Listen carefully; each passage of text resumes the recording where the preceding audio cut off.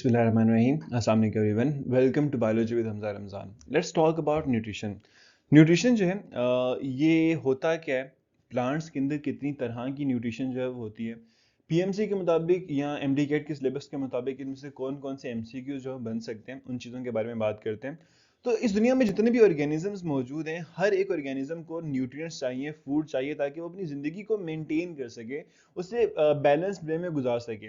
जो न्यूट्रिएंट्स होते हैं ये वो सब्सटेंस है, कोई भी ऐसा एलिमेंट, कोई भी ऐसा सब्सटेंस जो कि हमारी बॉडी को डिफरेंट फंक्शंस को परफॉर्म करने के लिए, मेटाबॉलिज्म को कैरी आउट करने के लिए जो इसेंशियल सप्लाईज है वो प्रोवाइड करता है। जो न्यूट्रिएंट्स होते हैं वो ऑर्गेनिक मॉलिक्यूल्स भी हो सकते हैं और इनऑर्गेनिक मॉलिक्यूल्स भी होते हैं, क्योंकि सिर्फ और सिर्फ न्यूट्रिएंट्स से हमें फूड से जो एनर्जी है वही नहीं मिल रही होती, बल्कि हमारी बॉडी को बिल्डअप करने के लिए डिफरेंट एलिमेंट्स जो हैं, हमारे एंजाइम्स को काम करने के लिए डिफरेंट को फैक्टर्स भी रिक्वायर्ड होते हैं। तो न्यूट्रिएंट्स जो हैं ऑर्गेनिक और इनऑर्गेनिक दोनों हो सकते हैं। अगर हम ओवरऑल ये बात करें कि न्यूट्रिशन का जो फिनोमिना है, न्यूट्रिशन के का फिनोमिना क्या होता है, इसकी डेफिनेशन क्या होती है, तो वो मुकम्मल process, the sum total of all those activities जिसमें हम लोग किसी भी एलिमेंट को इनटेक करते हैं और हमारी बॉडी उस एलिमेंट को, उस सब्सटेंस को यूटिलाइज करती है हमारी बॉडी में एनर्जी बनाने के लिए, हमारी बॉडी का पार्ट बनाने के लिए, हमारी बॉडी को मेंटेन करने के लिए। तो बेसिकली यहाँ बॉय नहीं है, बॉडी है।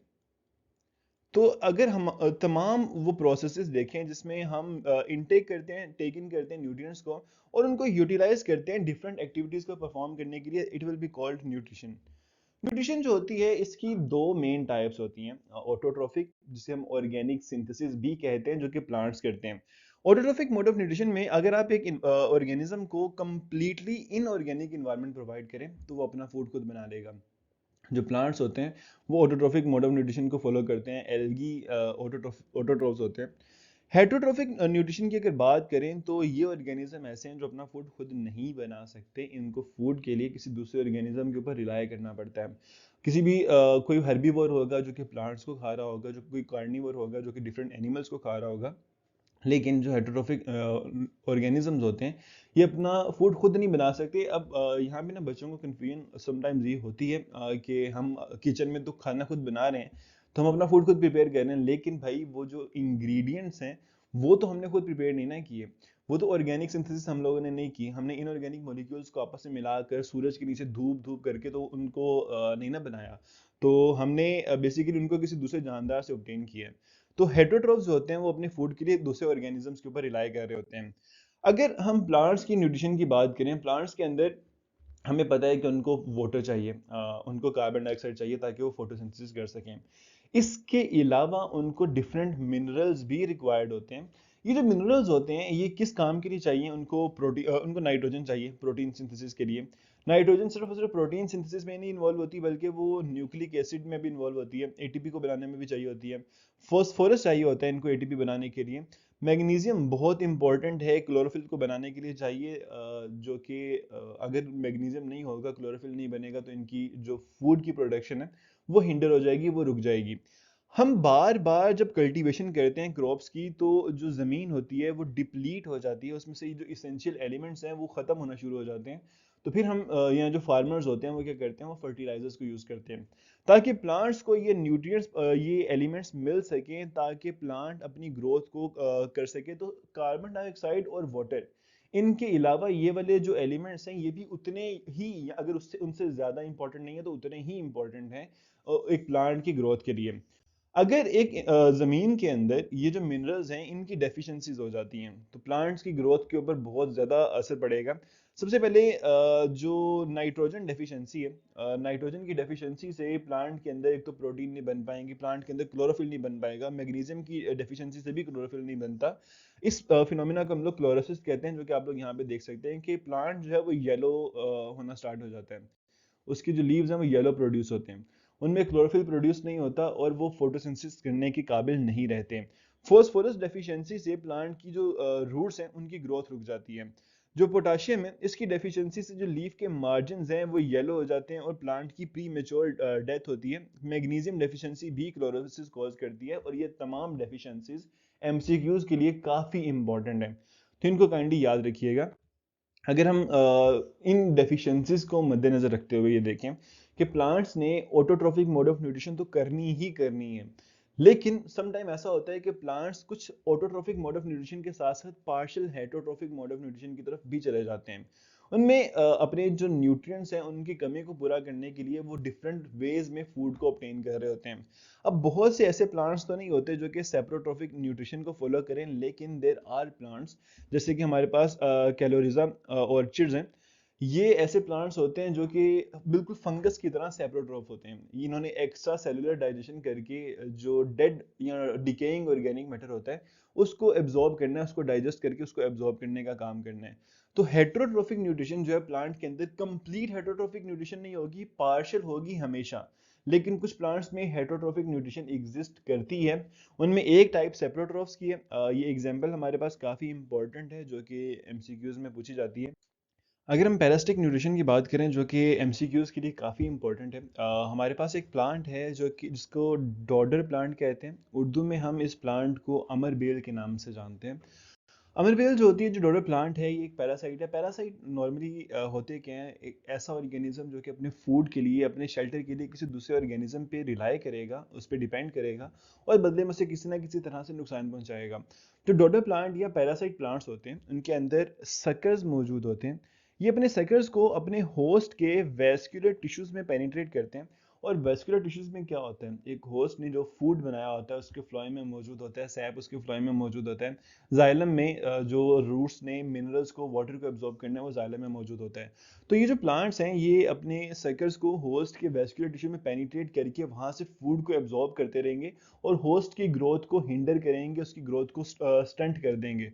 तो these are the parasitic plants. ये बहुत कम ऑटोट्रॉफिक प्लांट्स होते हैं, मेनली ये पैरासाइट्स होते हैं। और इनके बारे में एमसीक्यूज आता है कि कौन से ऐसे प्लांट हैं जो कि पैरासाइट है, तो dodder is one of them.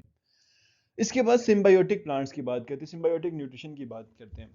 Symbiosis क्या है कि दो अलग अलग स्पीशीज जो हैं वो मिलजुल के रहती हैं और एक दूसरे को किसी ना किसी तरह से बेनिफिट प्रोवाइड करती हैं।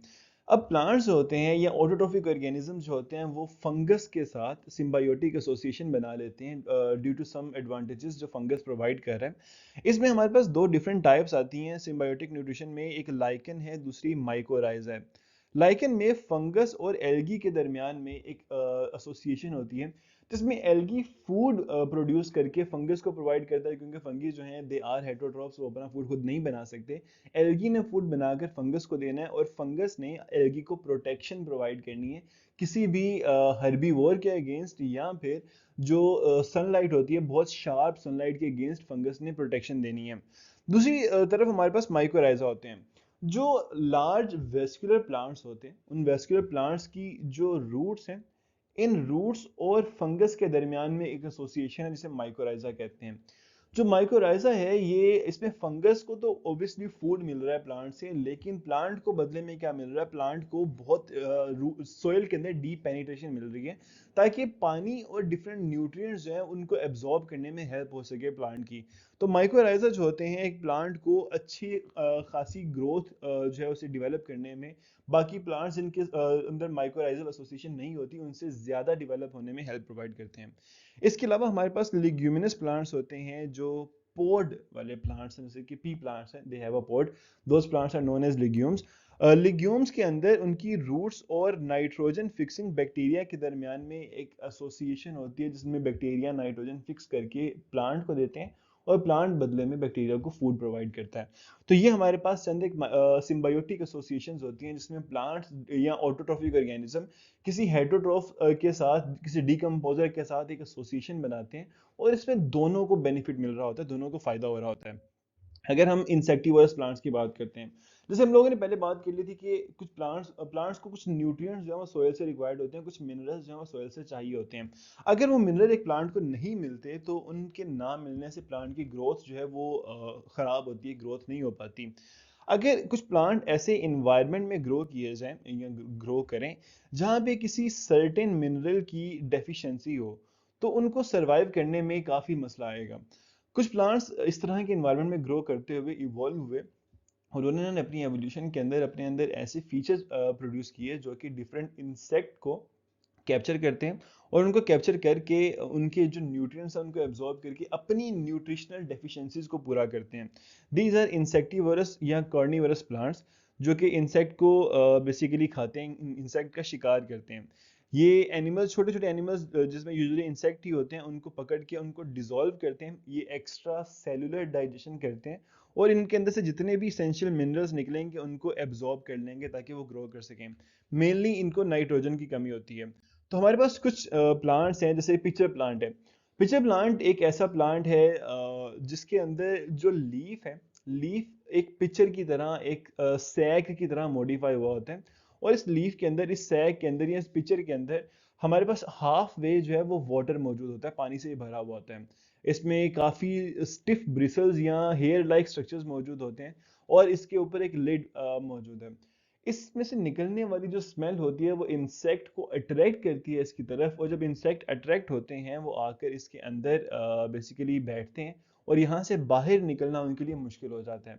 तो फिर इस वाटर में, इस सॉल्यूशन में मौजूद एंजाइम्स उन इंसेक्ट को डिसॉल्व करके, उनको डाइजेस्ट करके उनके मिनरल्स को अवेलेबल बनाते हैं ताकि प्लांट उसे एब्जॉर्ब करे और अपनी जो न्यूट्रिशनल डेफिशिएंसीज हैं उन्हें पूरा कर सके। यहाँ पे हमारे पास दूसरी एग्जांपल है वीनस फ्लाईट्रैप की। अब आप लोगों ने जो प्लांट के अंदर टर्गर मूवमेंट्स पड़ी हुई हैं पहले, कि टर्जिडिटी के चेंज होने की वजह से एक प्लांट जो है वो, उसका स्ट्रक्चर, कोई भी स्ट्रक्चर ओपन या क्लोज हो सकता है। अब जो वीनस फ्लाईट्रैप है, इसके जो लीव्स होते हैं वो बाई लोब्ड होते हैं, दो लोब्स बने होते हैं, बिल्कुल इस तरह से दो लोब्स यहाँ बने हुए हैं।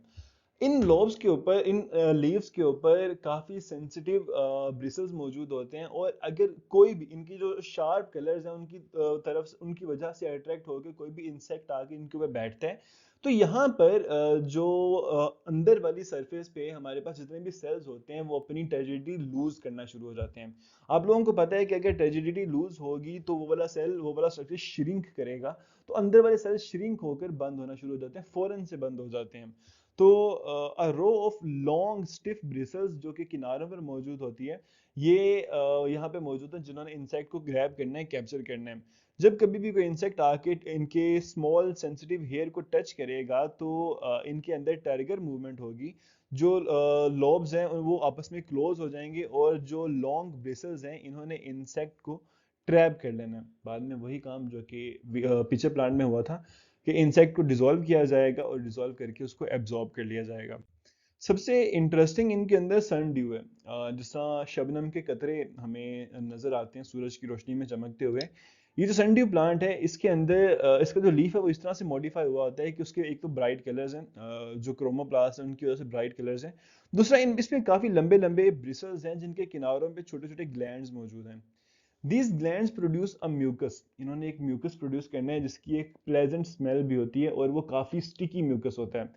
जो इंसेक्ट हैं वो इस म्यूकस की तरफ अट्रैक्ट होते हैं और आके जैसे ही इसके ऊपर बैठते हैं वो इसके साथ चिपक जाते हैं।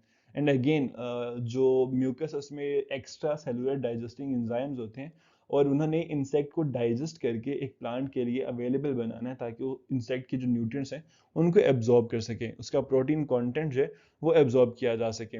तो that is how insectivorous plants capture there pray. वो किसी भी तरह से उसे ट्रिक करके अपने पास बुलाते हैं and then the insect can not leave. उससे वहां से निकलना उसके लिए पॉसिबल ही नहीं रहता। अगर हम इनके कुछ एमसीक्यूज की बात करें, all the insectivorous plants are, क्या वो जो इंसेक्टिवोरस प्लांट्स हैं वो किसी डेड ऑर्गेनिक मैटर को तो नहीं खा रहे, वो तो शिकार करके खा रहे हैं, तो they can not be saprotrophs. Decomposer, saprotroph almost same है। पैरासाइट का मतलब है कि वो किसी और पे रिलाई कर रहे होंगे अपने फूड के लिए। तो ये तीनों ऑप्शंस यहाँ पे नहीं आती। वो ऑटोट्रॉफ्स होते हैं, पार्शियल ऑटोट्रॉफ्स होंगे, लेकिन they are autotrophic plants. End of leaf is modified to form a hood. ये जो पिक्चर प्लांट होता है जिसमें एंड ऑफ लीफ जो है वो एक हुड की तरह मॉडिफाई होता है, ये सैरासीना प्लांट होते हैं। तो sarracenia is the example answer here. Pick out the different plant. अच्छा, यहाँ पे अगर हमने डिफरेंट प्लांट देखना है, सनड्यू एक इंसेक्टिवरस प्लांट है, वीनस फ्लाईट्रैप इंसेक्टिवरस है, पिचर प्लांट इंसेक्टिवरस है, तीनों कॉर्निवरस या इंसेक्टिवरस प्लांट्स हैं। डॉडर प्लांट जो है एक पैरासाइट है, तो दैट इज डिफरेंट है। Insectivorous plants usually adapted to, कौन सी जगह पे रहने के लिए वो अडेप्टेड हैं? वो वाटर रिच सॉइल्स में तो नहीं रहते, वो टेरेस्ट्रियल प्लांट्स हैं। वो soil deficient in sugars, sugars के ना होने या होने से कोई फर्क ही नहीं पड़ता। ट्रेस एलिमेंट अगर कम होंगे उनको इतना फर्क नहीं पड़ेगा, लेकिन नाइट्रोजनस कंपाउंड्स के कम होने से प्लांट को काफी फर्क पड़ता है। तो वो ऐसी सॉइल में रहने के आदी हैं जो कि नाइट्रोजनस कंपाउंड के हिसाब से डेफिशिएंट है। तो soil rich in trace element में तो नहीं रहते, वो अगर इसमें रहते होते तो उनको ज़रूरत ही ना होती किसी दूसरे काम की। This will be the answer. The insects captured by the insectivorous plants partially fulfill their requirement of, उन्होंने जो नाइट्रोजन की रिक्वायरमेंट है, नाइट्रोजन की रिक्वायरमेंट को पूरा करना होता है।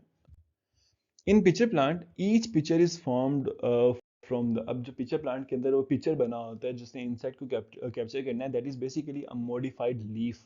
वो कोई स्टेम या रूट या बट नहीं है, वो पूरे का पूरा एक लीफ है जो कि मॉडिफाई हुआ है। Which is not correct statement about insectivorous plants. कौन सी चीज़ करेक्ट नहीं है? It is carnivorous plant, carnivorous तो वो हैं। It is partially autotrophic and partially heterotrophic, ये भी ट्रू है, वो पार्शली ऑटोट्रॉफिक हैं। The plant get the nitrogen from animals, बिल्कुल उनको सॉयल में से नाइट्रोजन नहीं मिल रही होती तो वो एनिमल से ऑब्टेन करते हैं। It is completely autotrophic plant, completely autotrophic नहीं है, वो पार्शली ऑटोट्रॉफिक है। तो this will be the answer.